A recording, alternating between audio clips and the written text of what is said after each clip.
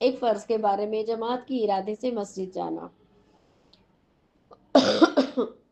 رسول اللہ صلی اللہ علیہ وسلم نے فرمایا جو شخص اچھی طرح وضو کرے پھر مسجد میں نماز کے لیے جائے اور وہاں پہنچ کر معلوم ہو کہ جماعت ہو چکی، پھر بھی اس کو جماعت کی نماز کا ثواب ہوگا اور اس ثواب کی وجہ سے ان لوگوں کے ثواب میں کچھ کمی نہیں ہوگی جنہوں نے جماعت سے نماز پڑھی۔ یعنی اگر انسان یہ سوچا رہے جانو دو ایک رکعت جماعت تو میری چھوٹ چکی، اب کیا جاؤں مسجد میں گھر میں پڑھ لیتا ہوں، ایسا نہیں کرنا چاہیے، جانا چاہیے۔ اگر آخری رکعت بھی مل گئی، یہاں تک کہ آگے تو یوں بھی ہے کہ اگر سارے لوگ مسجد سے نکل رہے ہیں اور بندہ نماز کی نیت سے پہنچ گیا تب بھی اس کو جماعت کا ثواب ملے گا۔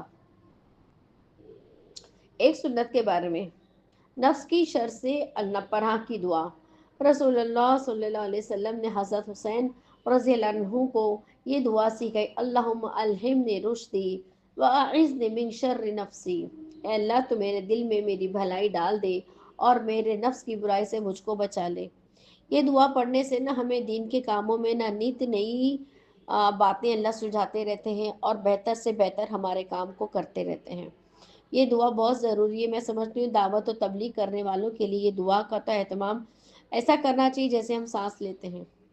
ہر نماز کے بعد اس دعا کا اہتمام، ہر اذان کے بعد اس دعا کا اہتمام۔ اس سے کیا ہوگا کہ انسان کی نفس جو باغی ہوتی ہے، انسان کو ورغلاتی ہے اور اچھے کاموں سے دور لے جاتی ہے، تو بندے کی نفس اس دعا کی برکت سے اس کو الگ غلط راستے پہ نہ ڈالتے ہوئے ہدایت کے راستے پہ ڈالے گی۔ ایک اہم عمل کی فضیلت، اللہ کے لیے سورہ یاسین پڑھنا۔ رسول اللہ صلی اللہ علیہ وسلم نے فرمایا جس نے اللہ کی رضا کے لیے رات میں سورہ یاسین کو پڑھا اس کی مغفرت کر دی جاتی ہے۔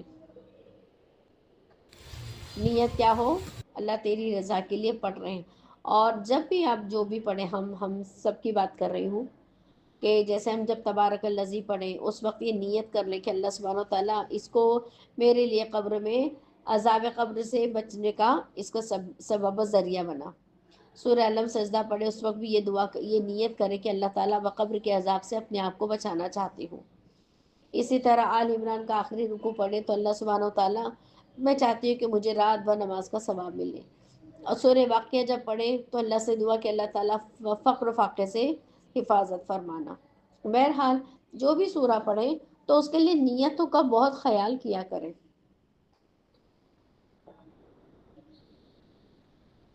کیونکہ نا اگر نیت نہیں کرو گے نا تو وہ اجر نہیں ملے گا۔